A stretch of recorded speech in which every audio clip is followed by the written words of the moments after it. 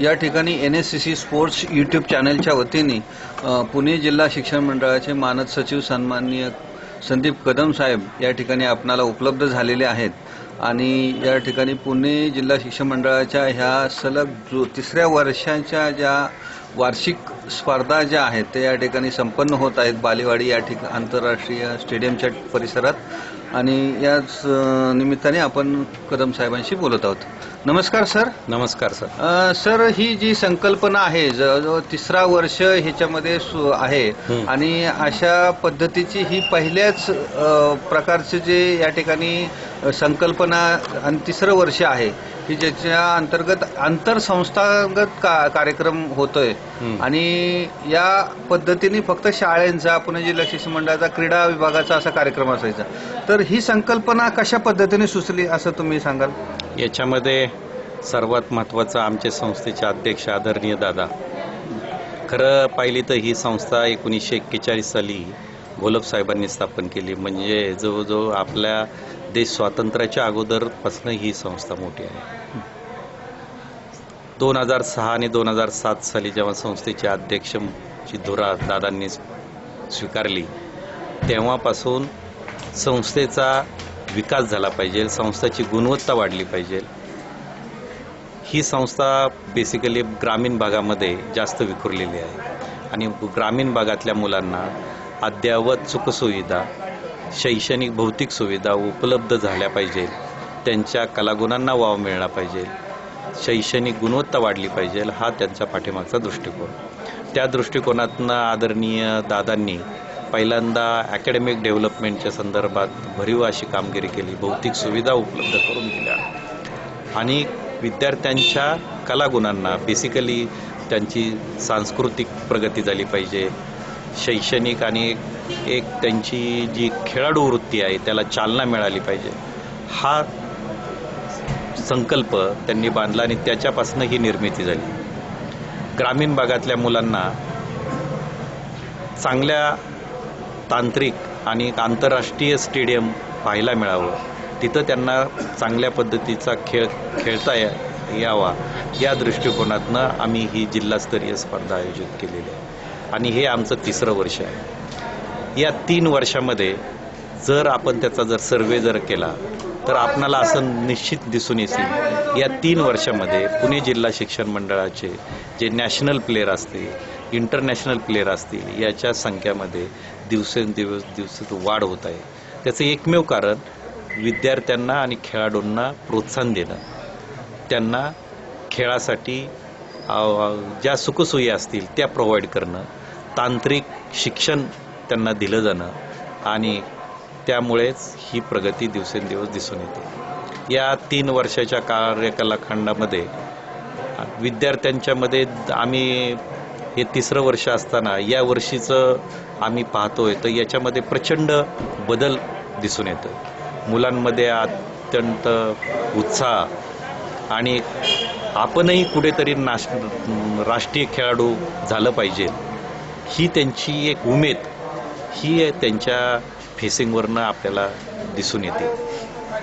तुम्हाला एक साधं उदाहरण द्यायचं म्हटलं तर एक आमच्या आदिवासी विभागातली ज्योत्स्ना भालेराव ही विद्यार्थिनी, जेव्हा आम्ही पहिल्या वर्षी तिला इथे ग्राउंडवर खेळवलं आणि तिचं जे टायमिंग कॅल्क्युलेट केल्यानंतर असं निदर्शनास आलं हिचं जे टायमिंग येतं आहे हे टायमिंग हे जवळजवळ स्टेट आणि इंटरनॅशनल लेवलच्या खेळाडूंच्या तोडीस तोड आहे, इतक्या जवळ आहे।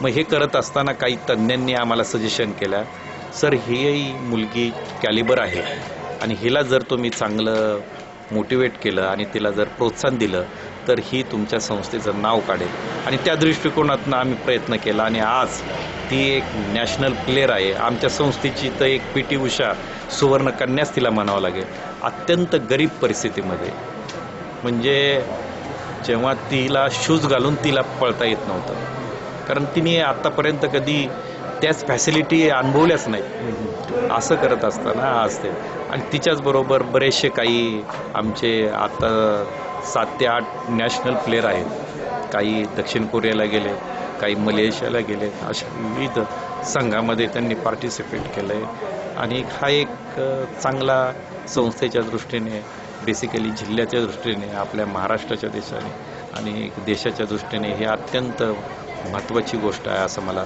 वाटतं. निश्चितच सर, या ठिकाणी ज्योत्स्ना भालेकर ही मुलगी ही खरं भालेराव, तर ही जी खेळाडू घडणं ही खरं तर अनेक लोकांचा त्याच्यामध्ये सहभाग होतो. अनेक जे संस्था ज्या असतात, म्हणजे जे डॉक्टर्स असतात, त्याच्यात व्यवस्थापक असतात, फिटनेस ट्रेनर असतात, अशा अनेक लोकांचा याच्यामध्ये सहभाग येतो. आणि संस्था लेवलचं जे व्यासपीठ ह्या ठिकाणी मुलांना देण्याची प्रक्रिया केवळ सन्माननीय अजितदादा साहेब यांच्यामुळे या ठिकाणी मिळाले. ते महाराष्ट्र ऑलिम्पिक असोसिएशनचे अध्यक्ष पण आहेत आणि त्याचबरोबर सन्माननीय शरद पवार साहेब यांचंही आपल्या संस्थेला मार्गदर्शन होते. आणि अशा प्रकारचं एक वेगळं विचार मांडण्याची प्रक्रिया आणि त्यातही स्पोर्ट्स आणि क्रीडा क्षेत्राशी निगडीत. कारण आगामी येणाऱ्या 21व्या शतकामध्ये खेळ आणि क्रीडा हे व्यापक स्वरूपाचं काम प्रसिद्धीच्या माध्यमातून करणार आहे. तर सर, ह्या माध्यमातून संस्थेच्या इतर काही योजना आहेत का? आता याबरोबर खेळांच्या व्यतिरिक्त आमच्या बऱ्याचशा योजना आहेत. आता मुलांचा बेसिकली तुम्हाला मी मगाशीच सांगितलं, मुलांचा सर्वांगीण विकास हे फार महत्त्वाचं आहे. फक्त अकॅडमिक डेव्हलपमेंटमध्ये मुलगा हुशार असला म्हणजे तो सर्व गुण संपन्न असं म्हणता येणार नाही. डिग्री मिळवणं आणि डिग्रीमध्ये फर्स्ट क्लास मिळवणं, डिस्टिंक्शन मिळवणं म्हणजे त्याचा विकास झाला असं म्हणता येणार नाही. त्याच्यात जे कला आहे त्याचा विकास झाला पाहिजे. त्या दृष्टिकोनातून संस्थेच्या माध्यमातून अनेक उपक्रम आम्ही राबवतो. त्यातला एक उपक्रम म्हणजे आम्ही आविष्कार गुणवर्धन एक उपक्रम राबवतो, समुपदेश हा एक उपक्रम राबवतो. दुसरीच गोष्ट, आत्ता मला UGCच्याकडनं काही आम्ही म्हणजे इंडस्ट्री बेस एज्युकेशन जे म्हणतो आपण, हे विद्यार्थ्यांना दिलं पाहिजे या दृष्टिकोनातनं आज आम्ही 3 कॉलेजमध्ये विद्यापीठाच्या अंतर्गत, UGCच्या अंतर्गत बिओगचे कोर्स नवीन चालू केलेले आणि UGCकडनं आम्हाला जवळजवळ 5,85,00,000चं अनुदानही प्राप्त झालेलं आहे. पुणे विद्यापीठामध्ये टोटल एकंदरीत 9 कॉलेजला हे बिओगचे परमिशन्स मिळाले. त्यातले पुणे जिल्हा शिक्षण मंडळाचे 3 कॉलेजेस आहेत. त्याच्यामध्ये सॉफ्टवेअर टेक्नॉलॉजी आहे, नंतर फूड टेक्नॉलॉजी आहे, फॅशन डिझाईन्स आहे, नंतर तुमचं मार्केटिंग, रेटिंग, हे असे इतर उपक्रम आम्ही कोर्सेस चालू करतो, जेणेकरून विद्यार्थ्यांनी ते कोर्स केल्यानंतर स्वतःच्या पायावर उभा राहायला पाहिजे, स्वतःचा एक व्यवसाय उभा करून एक उद्योजक झाला पाहिजे. आणि ही आता काळाची गरज आहे. परदेशामध्ये आणि आपल्या भारतीय शिक्षणामध्ये हाच फार मोठी तफावत आहे. परदेशामध्ये इंडस्ट्री बेस एज्युकेशन दिलं जातं.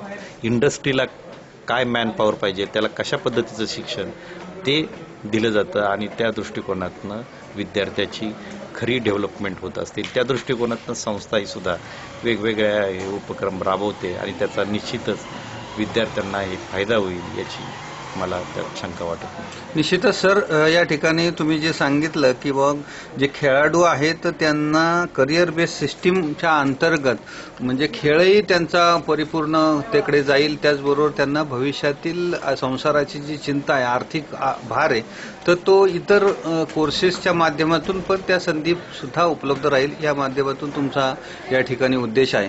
सर, तुम्ही जे सांगितलं की तुम्हाला होस्टिंग संदर्भात पण तुमचं नियोजन आहे, तर त्या संदर्भात काय नियोजन आहे तुमचं?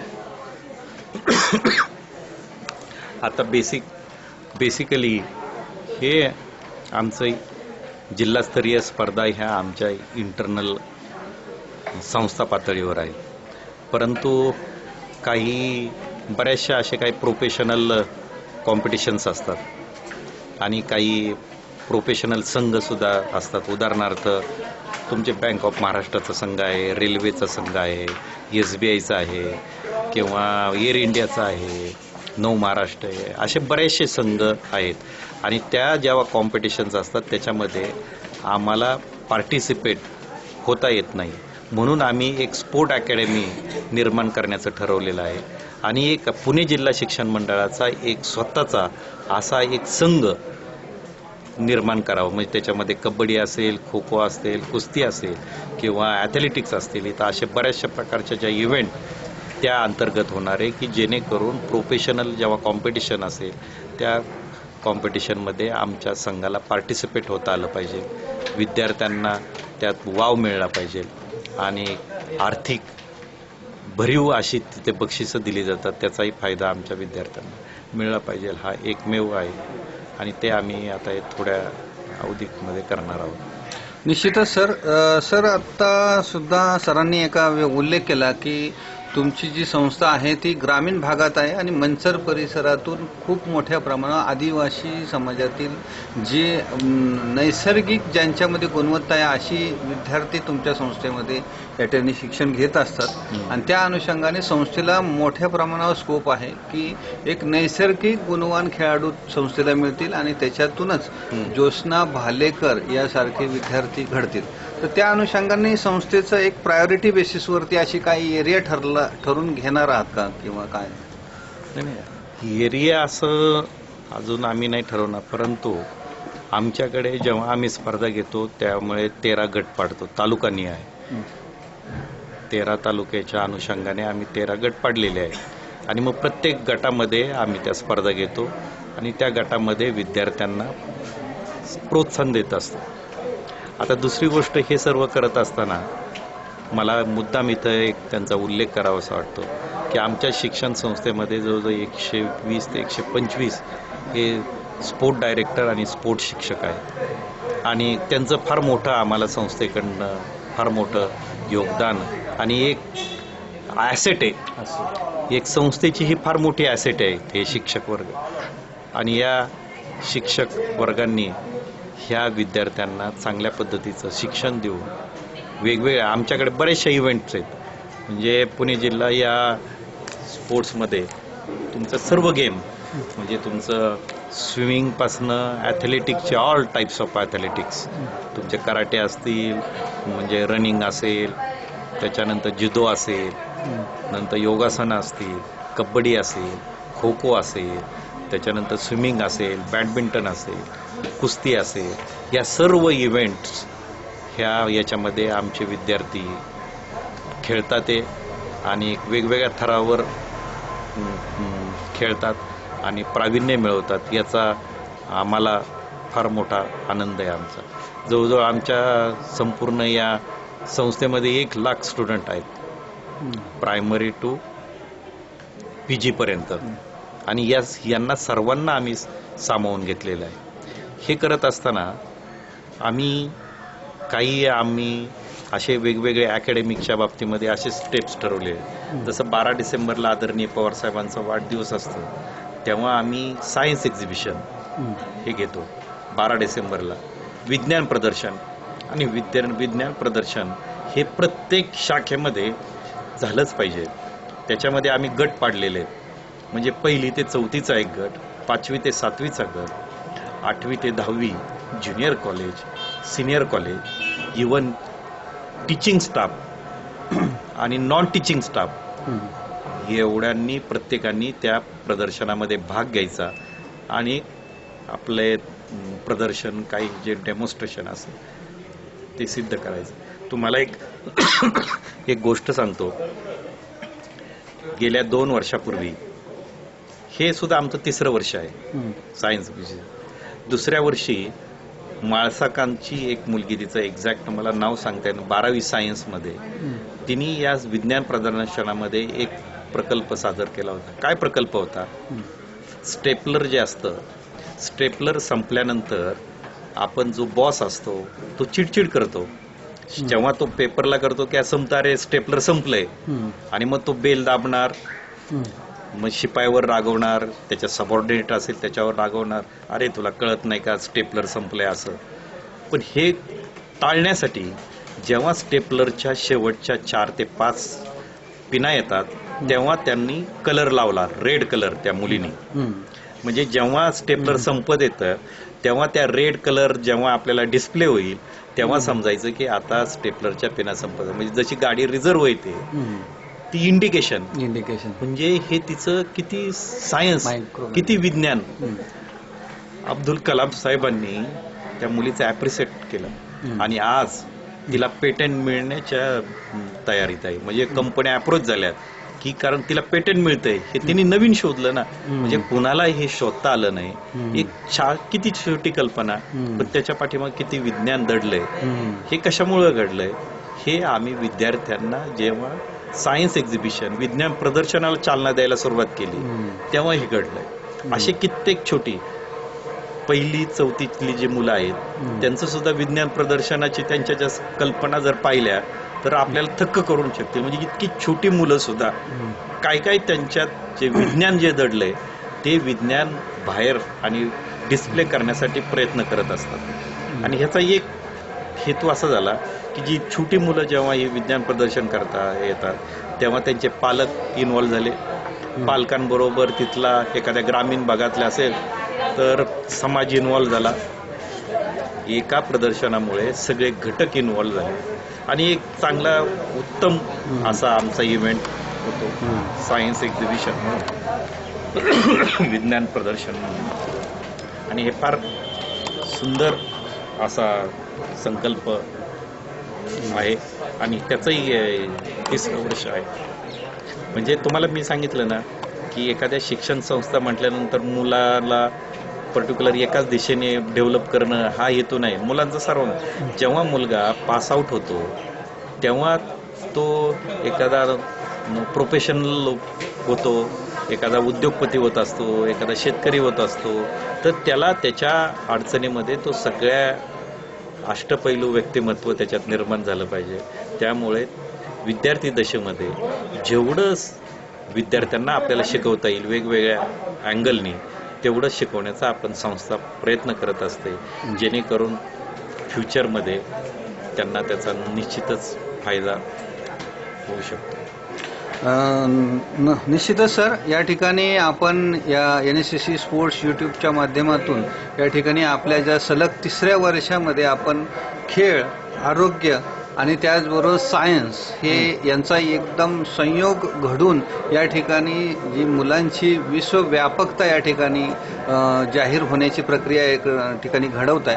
खरं तर कोणत्याही संस्थेला किंवा कोणत्याही इन्स्टिट्यूटला नेतृत्व हे भारी भेटतं, पण त्याच्यातले जे चिरा असतात, त्याच्यातले जे घटक असतात ते घटक हे बऱ्याच वेळा काय होतं की नेतृत्वाला मागं नेतात किंवा अडचणीचे ठरतात. पण या ठिकाणी आदरणीय अजितदादा पवार साहेब आणि त्याचबरोबर सन्माननीय शरद पवार साहेब यांचं नेतृत्व भेटत असताना, ते उपलब्ध नसताना सुद्धा ह्या संस्थेचं जे गाडा तुम्ही अत्यंत कौशल्याने या ठिकाणी पुढे नेत आहे आणि वेगवेगळ्या योजना कल्पकतेने पुढे नेऊन त्या ठिकाणी ज्योत्स्ना भालेकर सारख्या एक राष्ट्रीय लेवलला आणि भविष्यात पुढे जाऊन आंतरराष्ट्रीय स्तरावरती जाऊ शकतील अशा खेळाडूंना या ठिकाणी घडवत आहे.